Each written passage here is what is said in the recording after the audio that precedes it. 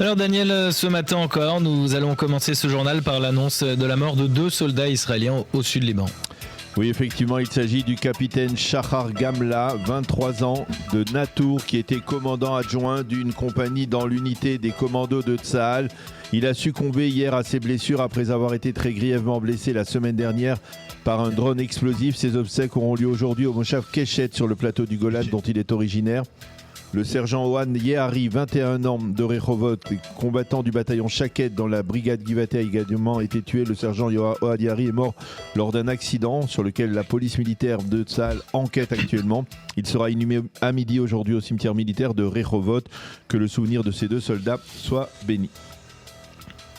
Le Premier ministre Benjamin Netanyahou a publié un communiqué de deuil à la mémoire des 2 soldats. Oui, dans ce communiqué, le Premier ministre écrit « Shahar et Ohad comptaient parmi nos meilleurs enfants. Ils ont combattu avec bravoure pour défendre les localités du nord d'Israël. Leur courage et leur sacrifice resteront gravés à jamais dans nos cœurs. » Le ministre de la Défense, Israël Katz, a lui aussi publié une lettre de condoléances. Les 2 soldats qui sont tombés, écrit-il, ont combattu avec le sentiment d'être investis d'une mission, avec responsabilité, avec amour pour la terre d'Israël. En ces heures-ci, les soldats israéliens continuent à combattre pour défendre les habitants du Nord et pour garantir la sécurité de l'État d'Israël. Fin de citation.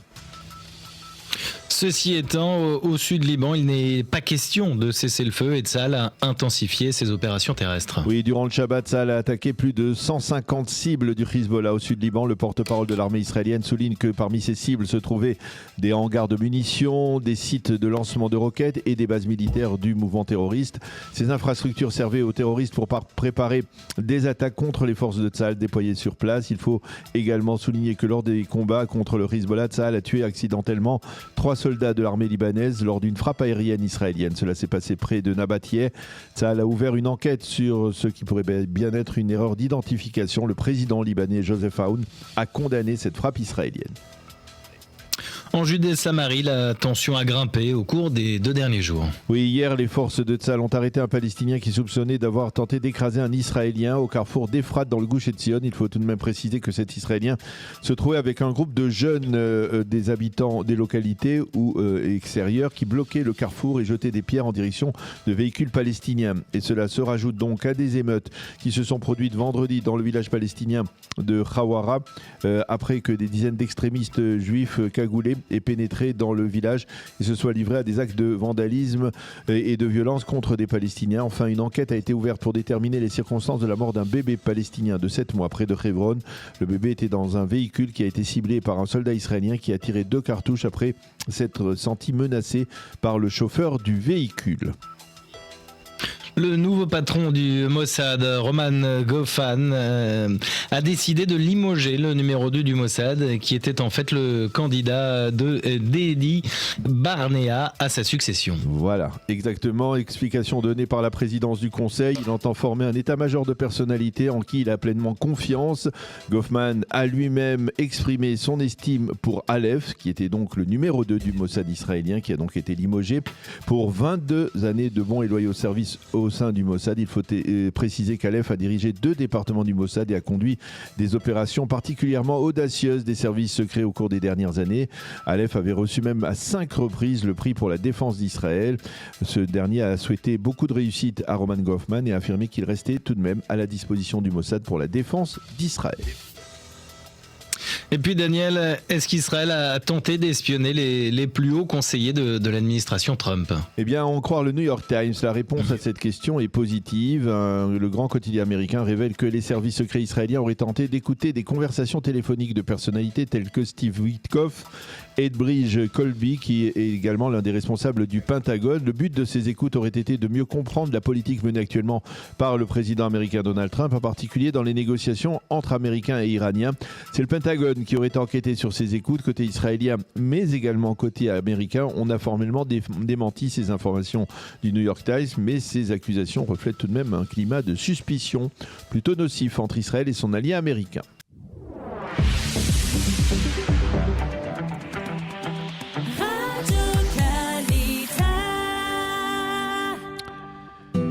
Page météo pour compléter ce premier journal d'information. Le temps reste ensoleillé, mais les températures sont en légère baisse. 27 degrés aujourd'hui à Jérusalem, 26 à Tel Aviv et sur le littoral, 30 à Beersheva et 36 à Eilat. le plaisir d'être en ligne avec Jacques Neria. Jacques, bonjour, Boker Tov. Oui, bonjour Daniel. Merci d'être avec nous ce matin. On se parle régulièrement, on va dire au moins une fois toutes les 3 semaines, et on peut dire que la situation ne parvient pas à s'éclaircir dans le ciel libanais ou même le sud libanais. La situation reste toujours aussi complexe. On constate que l'armée israélienne continue à combattre, mais avec une partie des mains liées au moins. L'armée de l'air ne bombarde pas Beyrouth comme l'aurait souhaité l'armée israélienne. Et le sentiment, c'est que et c'était écrit ce matin dans un des éditoriaux de la presse israélienne, le sentiment c'est que on va dire, toute la victoire de Tsahal au premier round de cette confrontation, après le 7 octobre jusqu'au cessez-le-feu de novembre 2024, tout ce sentiment qu'on avait d'avoir vaincu le Hezbollah s'est totalement estompé. Aujourd'hui, on a le sentiment presque que c'est le Hezbollah qui a repris la main. Écoutez, il ne faut pas non plus exagérer. Donc, Oui. le Hezbollah est toujours sous attaque. Le Hezbollah a perdu quand même plus de 600 km² de ses positions dans le sud du Liban. Il a eu plus de 700 de ses combattants qui ont été tués, ses infrastructures bombardées. Et donc, n'était-ce, je dirais, l'intervention américaine, l'intervention iranienne et l'intervention du gouvernement libanais, eh bien, le Hezbollah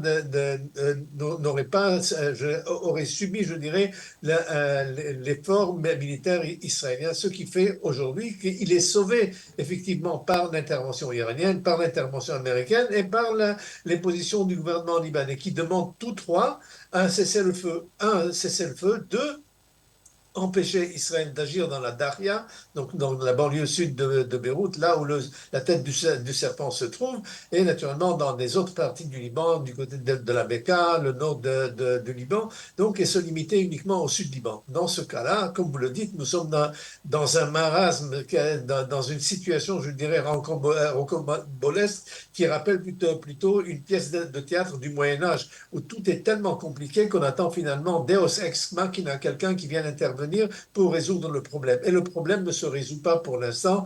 Et nous sommes là confrontés à une guerre d'usure par le Hezbollah. Nous ne pouvons pas avancer plus dans les territoires libanais parce que les Américains nous en empêchent, parce que les Iraniens menacent. Donc on vient d'entendre les menaces iraniennes d'hier soir, comme si jamais Israël avait osé tenter d'attaquer la Daria, eh bien, une pluie de missiles balistiques serait tombée sur le nord d'Israël. Donc, dans cette situation, effectivement, la situation est très floue, mais n'oublions pas quand même qu'il y a eu des acquis du côté israélien, et ces acquis-là, c'est comme je dirais, mettre un doigt dans l'œil du Hezbollah, comme par exemple le drapeau israélien qui flotte sur le beau fond. Alors, l'armée israélienne, Tsahal, c'est le chef d'état-major qui le dit, est prête à aller beaucoup plus loin, est prête à frapper à Beyrouth. Et elle dit, si on n'arrive pas à frapper à Beyrouth, autant aller vers un cessez-le-feu. Un véritable cessez-le-feu, c'est-à-dire vers un accord, pas un cessez-le-feu, on va dire, de factice comme celui qui a été annoncé la semaine dernière, on va dire. Écoutez, le Hezbollah a bien compris la situation. Il a bien compris la fissure qu'il y a entre les positions d'Israël et les positions américaines. Et il en profite. Il en profite parce que il se dit la chose suivante. Si les Américains ont été convaincus par les Iraniens d'imposer des restrictions sur les activités militaires israéliennes au Liban, pourquoi pas ne pas attendre? Et puis, dans le cadre d'un accord plus large entre l'Iran et les États-Unis, peut-être que les États-Unis demanderaient à Israël de se retirer complètement du sud Liban. Alors, il vaut mieux attendre et continuer cette guerre d'usure qui pèse sur Israël et qui coûte en vie humaine et en blessés du côté israélien, qui n'est pas populaire du tout, je dirais, du côté de la population israélienne. Donc dans ce cas-là, nous sommes, je dirais, pris dans une sorte de piège où nous sommes obligés, dans les positions actuelles, de confronter le Hezbollah et de ne pas arriver avec lui à une situation qui permettrait, je dirais, de lui imposer une défaite magistrale. Alors, comment on doit se comporter par rapport aux Américains? Parce que, d'une certaine manière, est-ce que vous pensez, justement, parce que c'est une question qu'on se pose, est-ce qu'il y a un lien dans les négociations qui se déroulent actuellement entre les Américains et les Iraniens? On ne sait pas exactement où elles en sont, ces négociations, mais est-ce qu'il est important de séparer les deux fronts, le front iranien du front libanais? Écoutez, les Libanais eux-mêmes sont en train de peiner pour essayer de libérer le Liban de la de la tutelle iranienne. Les propos hier de Joseph Aoun contre l'Iran sont des propos, je dirais, inédits Mhm. et inconnus du passé, où le Liban essaie de se libérer de ces tentacules iraniennes et qui considère le Liban comme une autre province de l'Iran. L'Iran considère le Hezbollah comme unité intégrale des forces iraniennes et en tant que tel, les passe-de-rang sont les officiers là-bas, ce sont ceux qui dirigent le feu, ce sont ceux qui donnent les ordres. Donc dans ce cas-là, il faut faire attention à ce qui se passe aujourd'hui dans la scène domestique libanaise.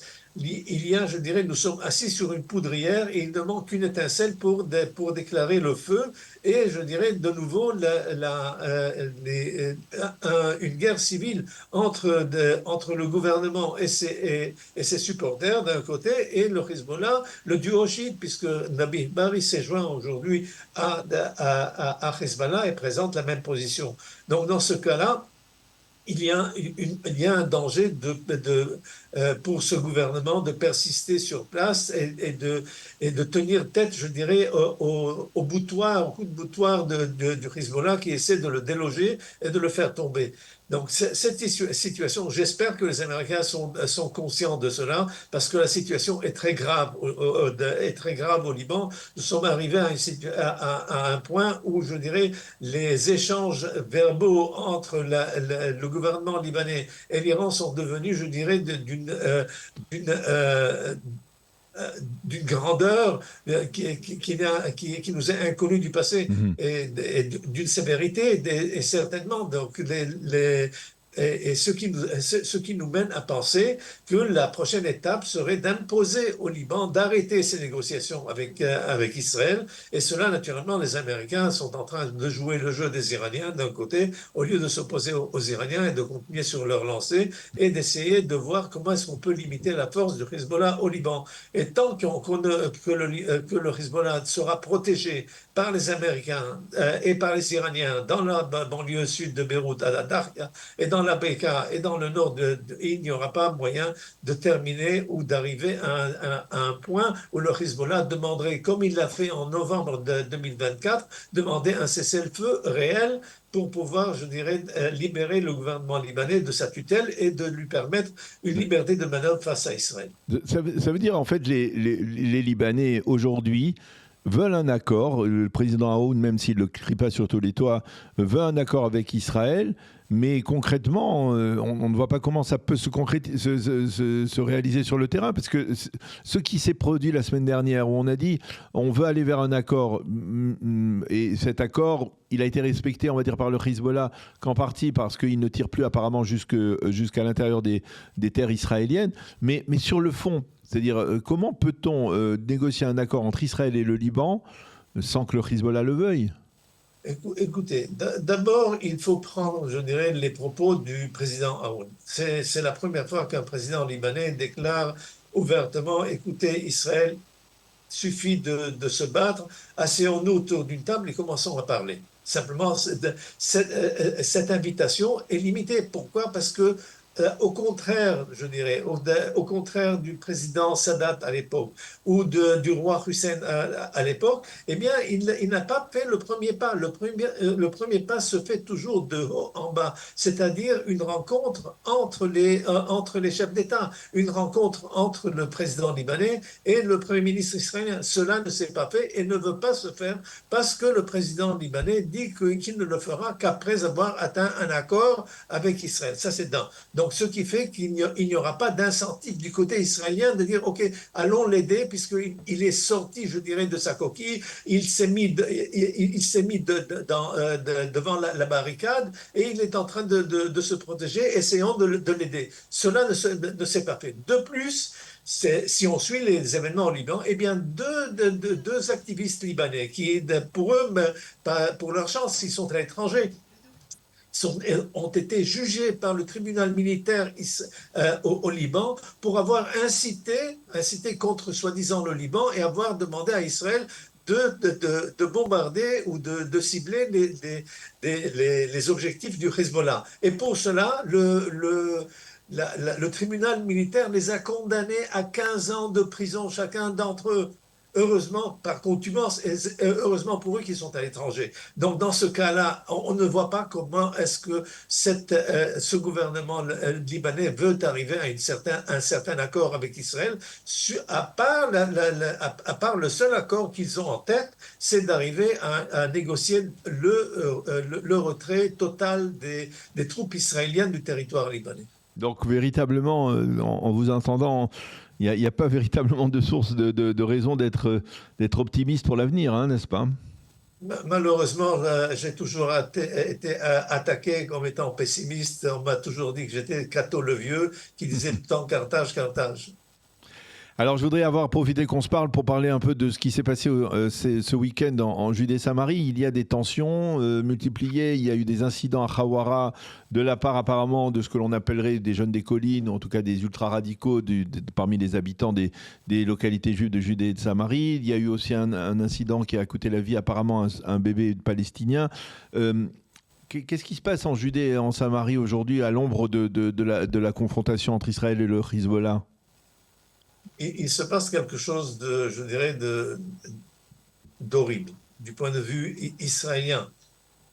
Des bandes de jeunes sont en train d'imposer une situation incroyable dans les régions de Judée et de Samarie.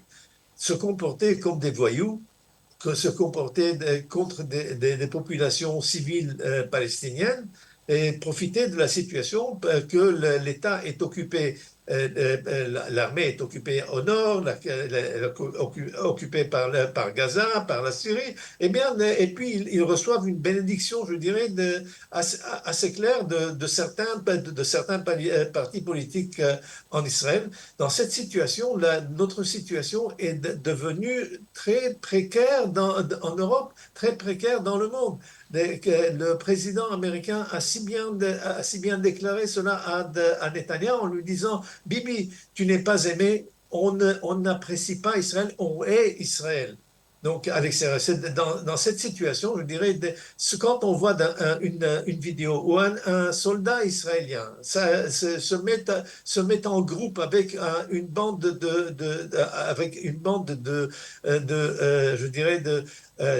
d'autres Israéliens des jeunes de la colline, ce que vous appelez là, et se joindre pour donner et matraquer un Palestinien. Mais pourquoi cela ? Ce ne sont pas nos valeurs à nous. Pourquoi est-ce que se joindre à ce drame-là et créer une situation impossible pour nous à l'étranger ?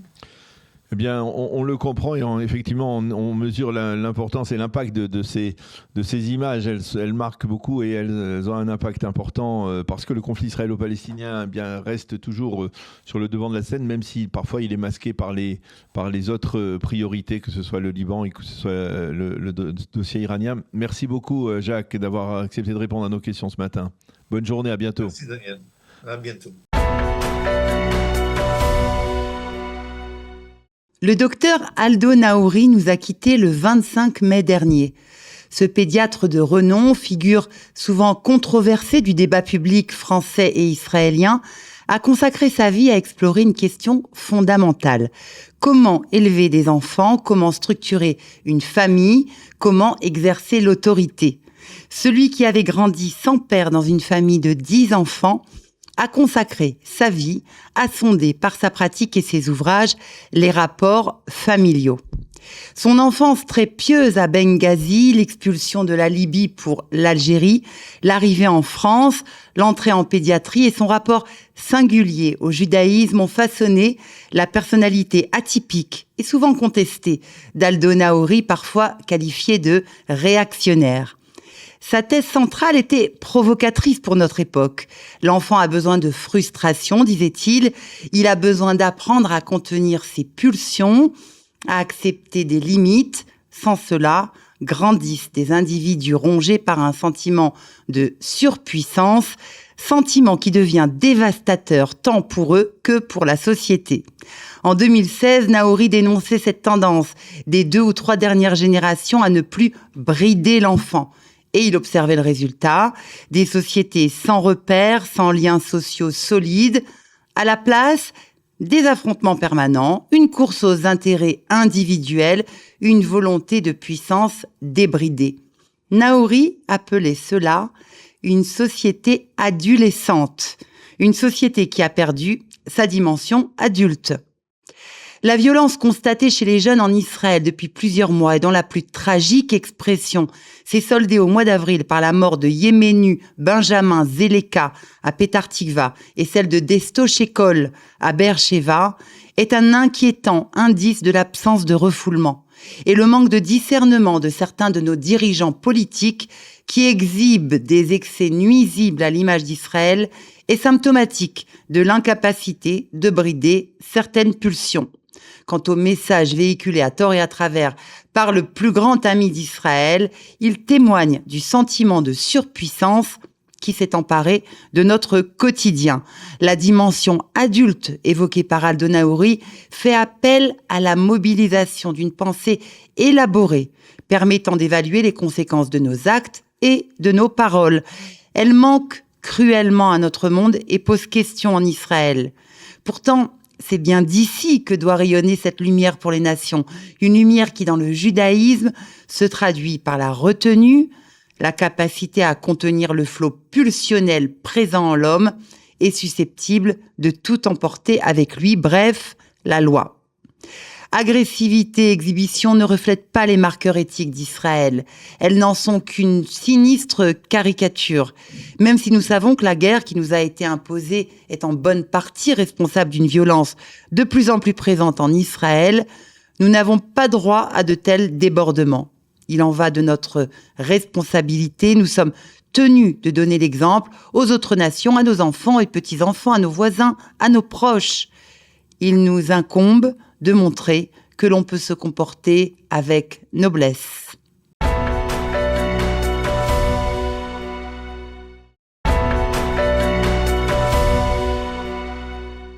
Et nous allons commencer cette revue de la presse israélienne par les photos des 2 soldats israéliens qui sont tombés au sud Liban durant le week-end et qui figurent en première page de tous les quotidiens israéliens et des sites d'information.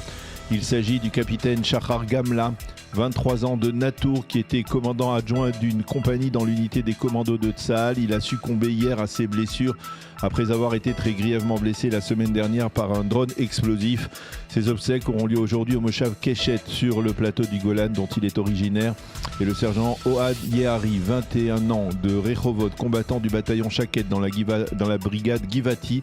Le sergent Ohad Yehari est mort lors d'un accident sur lequel Tsahal enquête actuellement. Il sera inhumé à midi aujourd'hui au cimetière militaire de Rehovot. Que le souvenir de ces 2 soldats soit béni. La manchette des grands quotidiens israéliens ce matin est consacrée au sud Liban, mais sous 2 angles différents, pour ne pas dire même parfois contradictoires. Le Yediot Aharonot parle en manchette de front brûlant au sud Liban. Ce qui se passe actuellement au sud Liban prouve qu'il n'y a pas de cessez-le-feu sur le terrain. Au sein du gouvernement, on fait actuellement pression sur Benyamin Netanyahou afin qu'il élargisse l'activité militaire au sud Liban, et ce contre l'avis de Donald Trump.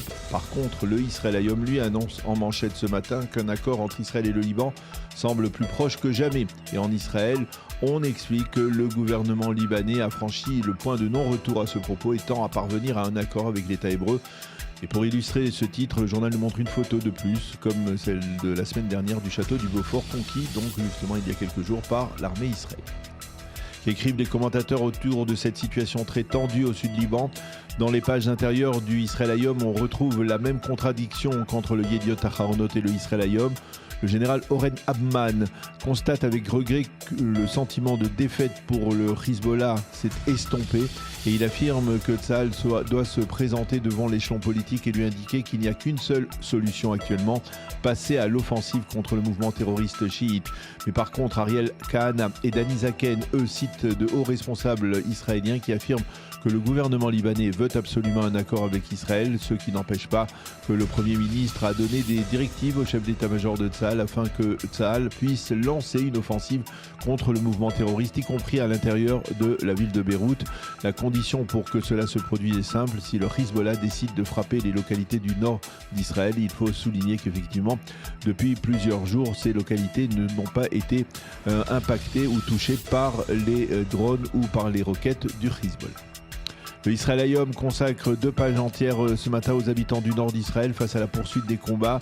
Le journal donne la parole à 4 hommes et femmes d'affaires qui ont lancé leur entreprise il y a quelques mois et qui se retrouvent donc paralysés par la poursuite des combats. Tous les 4 expliquent qu'un véritable cessez-le-feu semble être un rêve inaccessible. Mais au-delà, ils s'insurgent contre le gouvernement Netanyahou. Pour eux, une aide gouvernementale en cette période difficile leur paraît plus inaccessible encore qu'un cessez-le-feu. Le Israël développe en page intérieure une information qu'il a annoncée en première page sur l'affaiblissement du régime iranien. Le journal explique d'abord que ce sont les gardiens de la révolution iranienne qui empêchent actuellement la conclusion d'un accord avec les États-Unis, mais à Jérusalem et à Washington, on dispose d'informations selon lesquelles le régime d'Hezbollah serait dans une situation bien plus précaire et fragile qu'il ne souhaite le prouver ou le montrer. L'une des preuves est la reprise ces derniers jours des manifestations d'étudiants et même de lycéens iraniens. Et cela se produit alors que les incidents sur le détroit d'Ormuz se poursuivent à faible intensité. Et puis ce matin, les quotidiens israéliens et les sites d'information se penchent sur un incident grave qui s'est produit vendredi soir près de Hebron. Un incident qui figure en première page du Yediot Aharonot ce matin. Un soldat israélien qui était en faction à un poste de passage a ouvert le feu sur un véhicule palestinien. Motif de ce tir, apparemment le véhicule palestinien a semblé accélérer à l'approche du poste de passage et le soldat s'est senti menacé.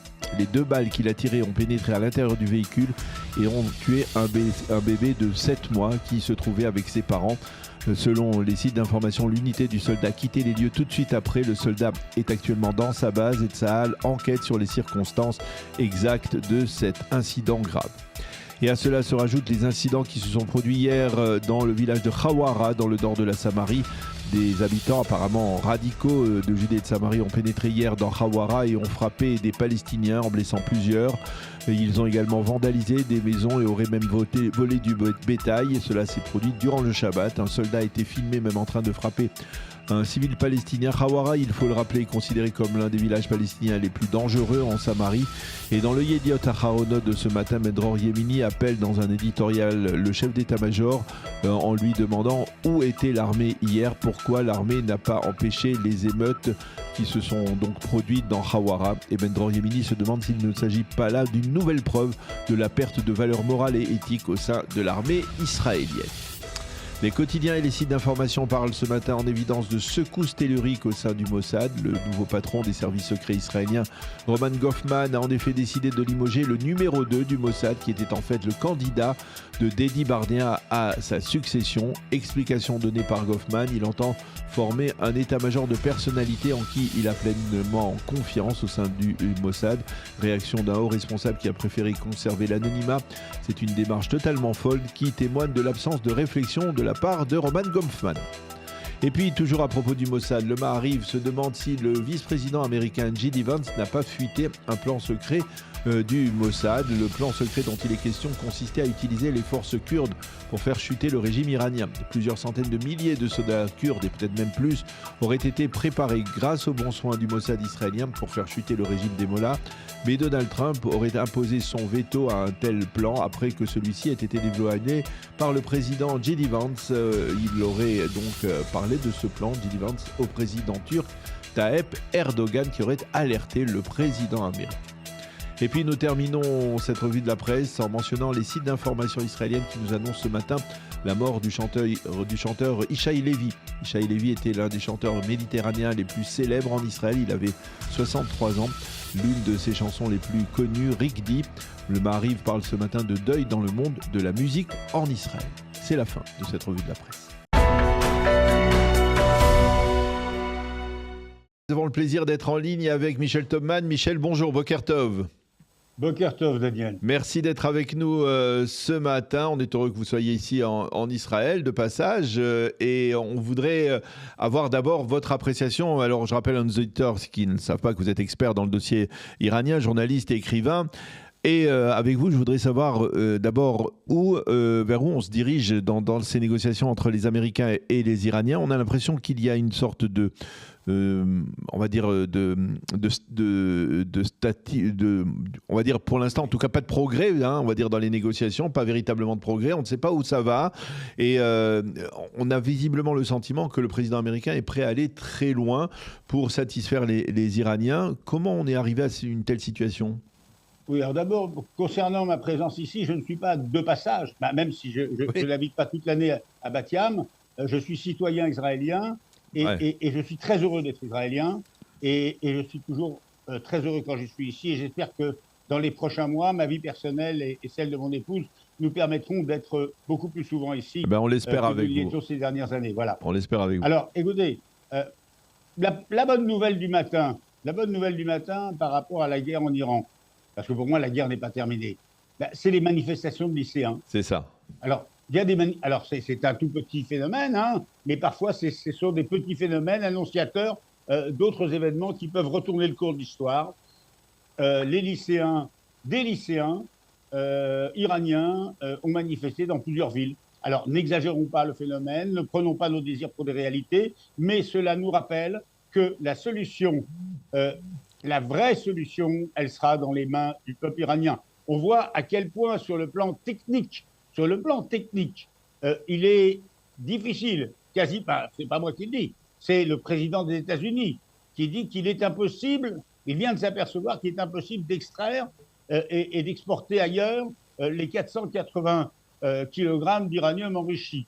Donc, si on ne peut pas régler le problème uniquement par la voie militaire, eh bien, il faut aider les Iraniens à renverser le régime et à ce moment-là, évidemment, un régime qui aura d'autres ambitions, je l'espère, forcément, que de détruire Israël, que de mettre le feu à la région et que de prendre le leadership sur l'islam, parce que c'est aussi ça, le régime islamique iranien, c'est un régime qui est aussi dirigé contre les pays arabes sunnites de la région et ailleurs. Mais on est d'accord qu'on a véritablement le sentiment que Trump est prêt à aller très loin pour signer un accord. C'est-à-dire, on va dire, la conversation très difficile qu'il a eue la semaine dernière avec Benyamin Netanyahou semble le prouver. C'est-à-dire, le président américain laisse les Iraniens menacer même Israël de représailles si l'armée israélienne devait frapper le sud de Beyrouth. C'est-à-dire, on est dans un cas de figure totalement ubuesque, quoi, presque. On est dans un cas de figure ubuesque et scandaleux. Je me permets de vous rappeler, cher Daniel, qu'il y a 2 ans, sur votre antenne, je défendais le bon président Biden, parce que le président Biden était un vrai ami d'Israël. Le président Biden est un ami des Juifs, un ami du sionisme et des sionistes depuis toujours, et il avait toujours... Alors après, il a prêché la prudence à Israël, mais il n'a jamais arrêté d'envoyer des armes, et on avait un bon président américain. On a aujourd'hui quelqu'un qui n'est pas sioniste, qui n'est rien finalement idéologiquement, qui n'est pas attaché à la démocratie, qui n'est pas attaché à l'OTAN, qui n'est pas attaché à l'alliance avec les pays démocratiques, et qui semble d'ailleurs donner plus d'importance à ses ennemis qu'à ses alliés. Et c'est une catastrophe sans précédent pour les États-Unis d'Amérique, dont les conséquences vont être lourdes pendant longtemps, sur le plan politique, diplomatique, économique, etc. Quel crédit peut-on apporter à ce pays qui abandonne tous ses alliés, qui traite Zelensky comme un larbin, qui insulte Netanyahou et qui le fait savoir? Parce que qu'il ait insulté Netanyahou au téléphone, ça peut arriver, ça, entre chefs d'État, mais qu'il le fasse savoir, qui prend un malin plaisir à humilier ses propres alliés, c'est très très grave parce que la parole de l'Amérique est discréditée. Et quant aux conditions sur lesquelles aujourd'hui il dit qu'il peut y avoir un accord, c'est des conditions qui sont complètement folles, puisque rappelons que le JCPOA, l'accord signé pas seulement par Obama, mais par les 5 grandes puissances membres permanents du Conseil de sécurité de l'ONU, plus l'Allemagne, cet accord, que j'avais d'ailleurs critiqué ici, parce que pour plusieurs raisons, dont la France d'ailleurs avait été plus critique que les États-Unis sur le plutonium, sur les missiles balistiques, etc. Cet accord, Donald Trump l'a déchiré en 2018 en disant qu'il n'était pas suffisant. OK, mais on va arriver à un accord qui sera bien plus intéressant pour les Iraniens sur le plan du nucléaire. Mais c'est-à-dire, il n'y a personne qui parle, qui murmure à l'oreille de Donald Trump, qui dit que son attitude, elle est en train d'abord de discréditer les États-Unis et justement de redéfinir on va dire, les rapports de force au Proche et Moyen-Orient. On le voit même avec des pays comme l'Arabie Saoudite qui sont en train peut-être de chercher des alliances alternatives avec le Pakistan, avec la Turquie, etc. C'est-à-dire, personne ne murmure à l'oreille de Donald Trump et lui dit attention, on va trop loin, ou attention, il faut les Iraniens se moquent de nous. Bah écoutez, mais là, moi je suis mal placé. Je n'ai pas l'oreille de Donald Trump et je pense qu'il ne m'écouterait pas. Non, ce qui est dramatique, c'est que toute cette architecture, finalement construite d'ailleurs par Donald Trump lui-même, les accords d'Abraham, qui étaient, tout le monde l'a reconnu, qu'on soit de droite, qu'on soit de gauche, c'était une bonne chose. L'intégration d'Israël dans la région, même si la question palestinienne n'avait pas été intégrée, mais ces accords d'Abraham reposaient sur le fait, quand même, qu'Israël pouvait se substituer aux États-Unis pour défendre les pays du Golfe contre l'ennemi commun iranien. Et dès lors que, je veux dire, que Israël est abandonné par les États-Unis, quel sera le crédit d'Israël auprès des pays du Golfe?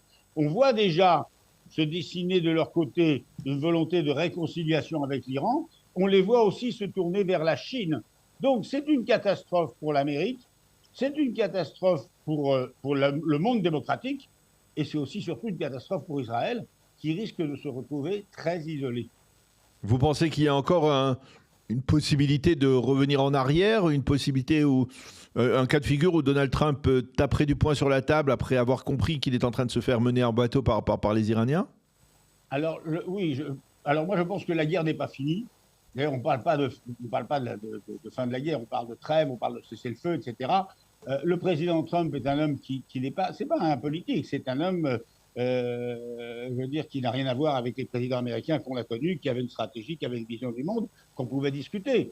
George Bush, fils, il avait une vision du monde. Quand il a fait la guerre en Irak, qui a été controversée, il a monté une coalition. Il a réuni les Espagnols, les Britanniques, etc. Les Français n'ont pas voulu. Mais là, aujourd'hui, vous voyez, les dirigeants américains engueulent les Européens, engueulent l'OTAN en disant « vous n'êtes pas avec nous ».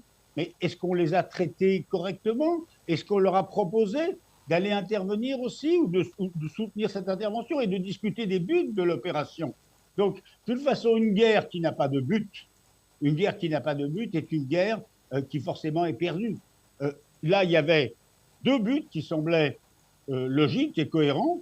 C'était détruire le potentiel militaire ou le réduire considérablement le potentiel militaire conventionnel, missiles balistiques, drones, plus difficile les drones, et nucléaire, et puis permettre au peuple iranien, qui est notre allié, qui est l'allié de la démocratie, qui est l'allié du monde occidental, qui est l'allié des Israéliens, permettre au peuple iranien qui ne cesse de se révolter tous les 2 ou 3 ans depuis 47 ans, lui permettre de renverser ce régime. Et d'ailleurs, une des graves fautes, une des plus grandes fautes du président Trump, c'est d'avoir abandonné les Iraniens, les avoir envoyés à la mort. Lorsqu'en janvier, il leur a dit « l'aide arrive, allez-y, prenez les institutions », les Iraniens y ont cru. Et les 30 000 ou 40 000 qui sont morts ce jour-là, ou ces jours-là, en 2 ou 3 jours, c'était les leaders de la contestation. Alors je veux bien qu'on dise maintenant, les Iraniens, ils ne bougent pas, etc. Mais mettez-vous à leur place. En qui peuvent-ils avoir confiance aujourd'hui? Donc, Trump a trahi les Iraniens, il abandonne Israël. Maintenant, je vais vous dire, l'histoire n'est pas finie, parce qu'une telle faiblesse de la part de Trump va entraîner des conséquences disproportionnées. C'est-à-dire que les Iraniens, qui sont des gens, les Iraniens, le dirigeant iranien, ils sont apocalyptiques. Et ce ne sont pas des gens rationnels. Ils veulent pas, ils se battent pas pour un territoire, ils se battent pas pour améliorer la situation de leur population, ils se battent pas pour que les sanctions soient levées et pour relancer leur économie. Tout ça, c'est pas sérieux. Ils sont apocalyptiques. Et eux, s'il y a la guerre, s'il y a des morts, s'il y a des destructions, pour eux, c'est le prélude. Divin. Voilà. Donc, je pense qu'ils risquent voyant la faiblesse de l'Amérique, il risque d'y avoir une provocation qui fera que l'Amérique, peut-être, réagira de manière disproportionnée. Oui. Voilà. C'est-à-dire que, faute d'avoir contenu l'ennemi, qui d'ailleurs, depuis 2 mois de cessez-le-feu, a commencé à se réarmer. Le cessez-le-feu, cette trêve, permet au régime islamique iranien de se réarmer et de se préparer pour la prochaine bataille. Seul éclairci dans le tableau, ce qui se passe au Liban, où les autorités libanaises veulent faire la paix avec Israël.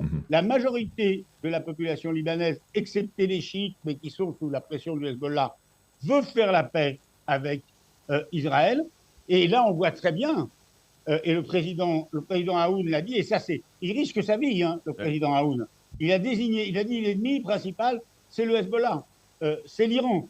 Et donc, de notre point de vue, du point de vue israélien, je pense qu'on doit aussi faire attention à ce qu'on fait, c'est-à-dire ce peuple libanais qui aujourd'hui considère que une grande partie de ces Libanais considèrent que l'envahisseur, c'est l'Iran. Il ne faut pas que nous devenions les envahisseurs du Liban. Il faut que nous soyons les alliés des Libanais, et il faut une coalition internationale pour permettre à l'armée libanaise d'écraser le Hezbollah. Ce n'est pas à Israël de faire le gendarme partout.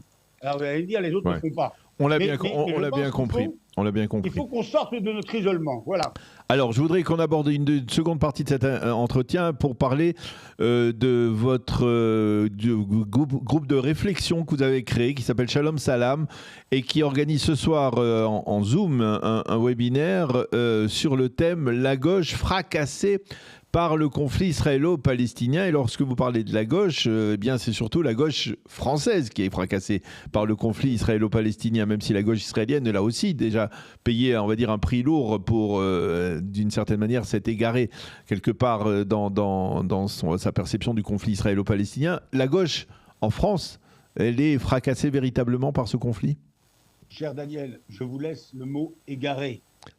La gauche, les gens de gauche, la gauche israélienne, ce sont ceux qui manifestent contre, certains d'entre eux, contre la réforme judiciaire, ceux qu'ils considèrent comme des mesures illibérales, mais ce sont aussi ceux qui vont au front et qui vont défendre leur pays.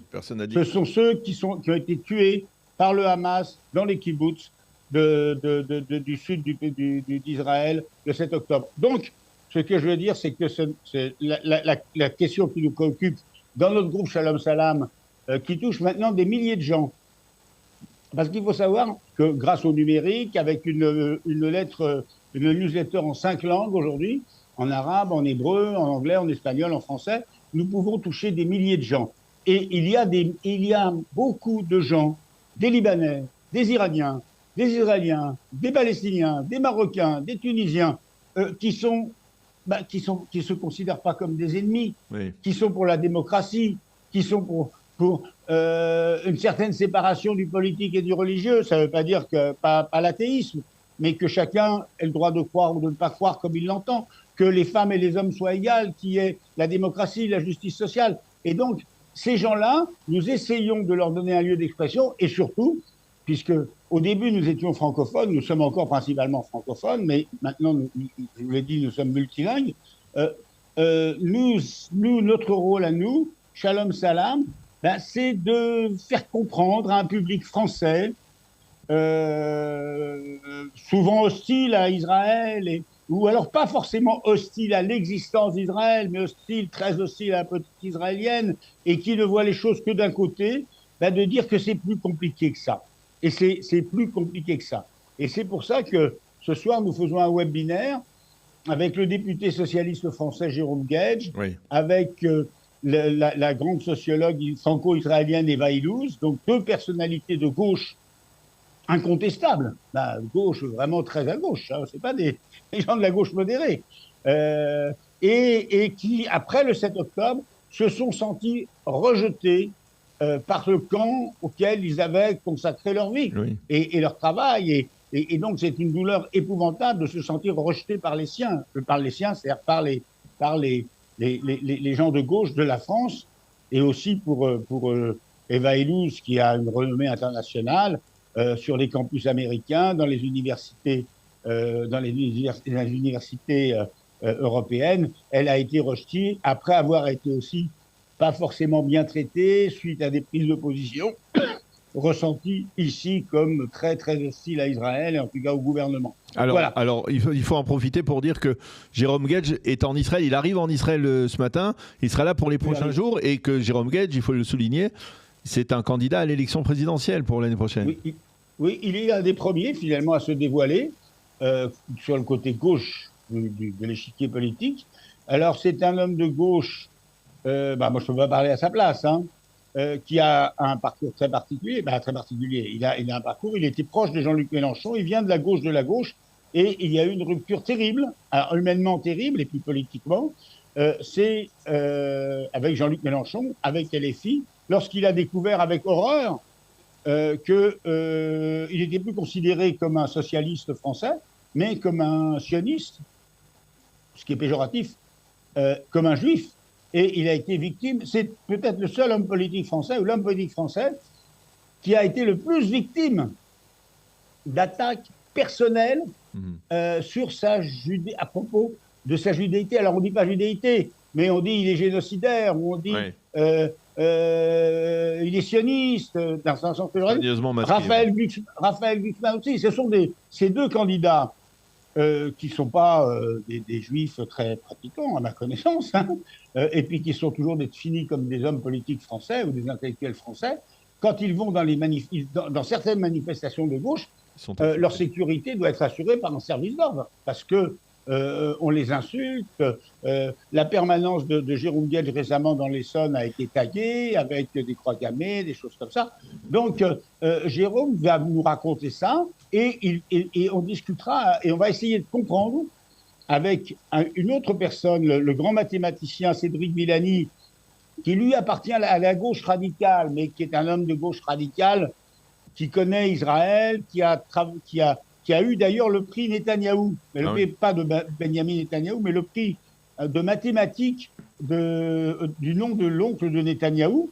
Donc il connaît Israël, il connaît les Palestiniens, il est dans une position plus dure que celle de Jérôme par rapport à Israël, mais en même temps sans être sur des positions antisémites. Et puis on aura une jeune conseillère de Yair Golan, Chana Orlik, une jeune militante très brillante du Parti Les Démocrates, et qui vient de la France et qui donnera son point de vue. On verra d'ailleurs le fossé, l'incompréhension entre la gauche française, ou une partie de la gauche française, et une partie, et la gauche israélienne, qui est patriote, qui défend son pays, etc.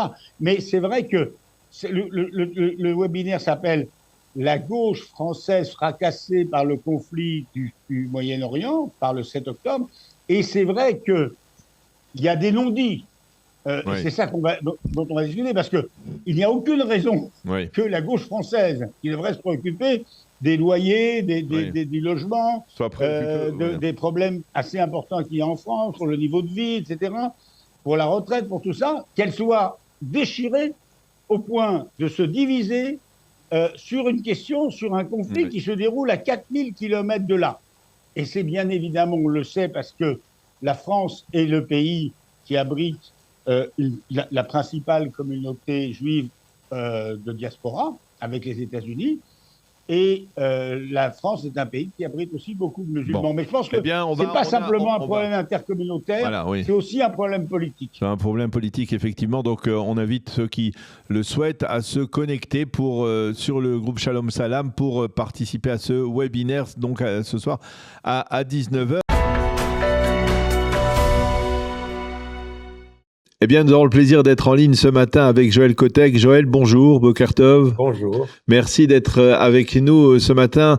Je rappelle à nos auditeurs que vous êtes historien et que vous êtes membre, on va dire, évincé aujourd'hui de la délégation belge à l'IHRA. Et avec vous, d'emblée, je voudrais avoir, pour nos auditeurs ici en Israël, l'explication de votre éviction, tout simplement. Alors, l'explication, elle est à la fois complexe et extrêmement simple. Mais tout simplement, donc, ça fait à peu près 10 ans que je représente la Belgique, mais la partie francophone, parce que vous savez que la Belgique est un État fédéral. Et donc, il y a des délégués qui sont nommés par les francophones, d'autres par la partie néerlandophone.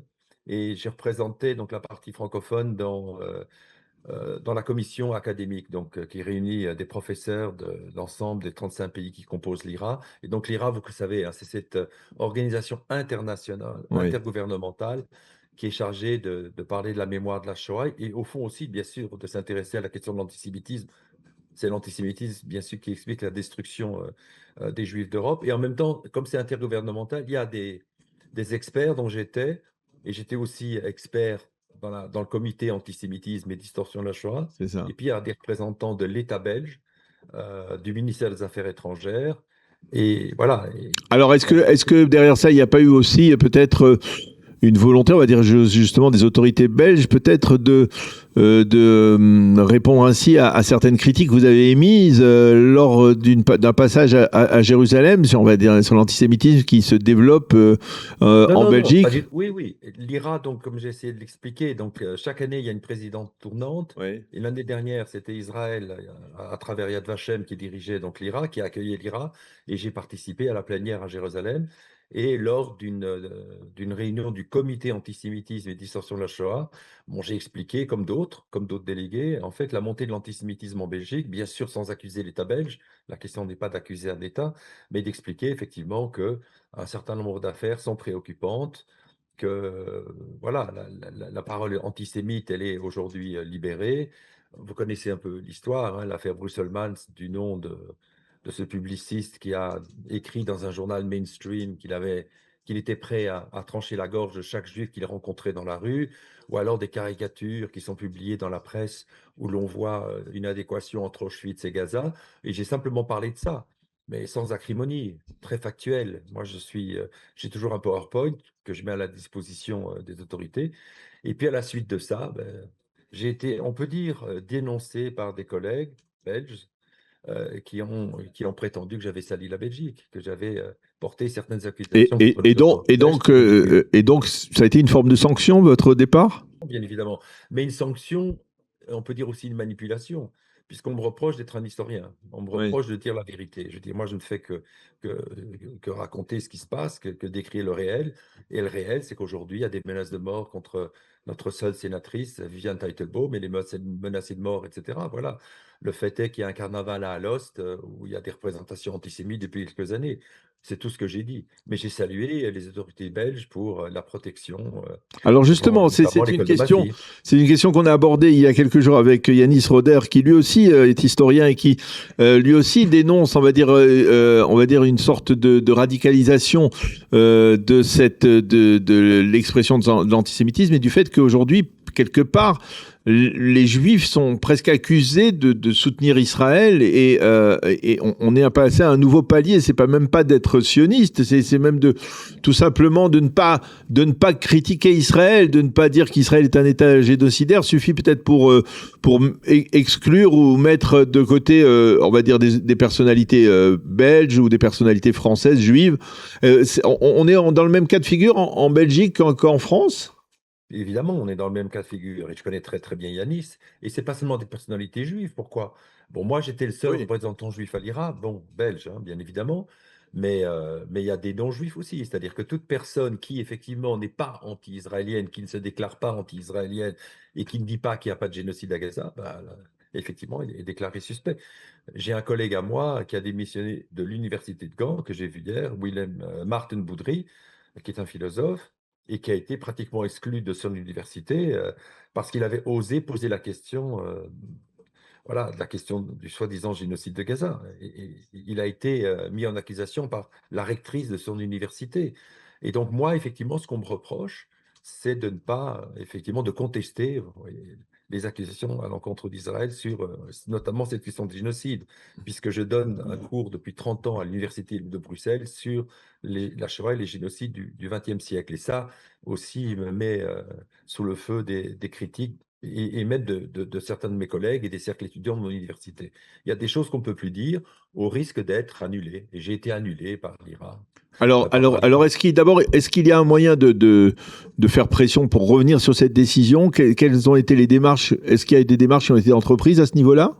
Bon, je vais en discuter. Écoutez, pour l'instant, je n'ai pas envie non plus d'envenimer, puisque je pense que notre ministre-présidente a été l'objet d'une manipulation. Moi, je tiens à sa disposition la présentation PowerPoint que j'ai faite et qui démontre effectivement que je n'ai pas du tout mis en accusation les autorités belges. Mon Dieu, mon Dieu, mon Dieu.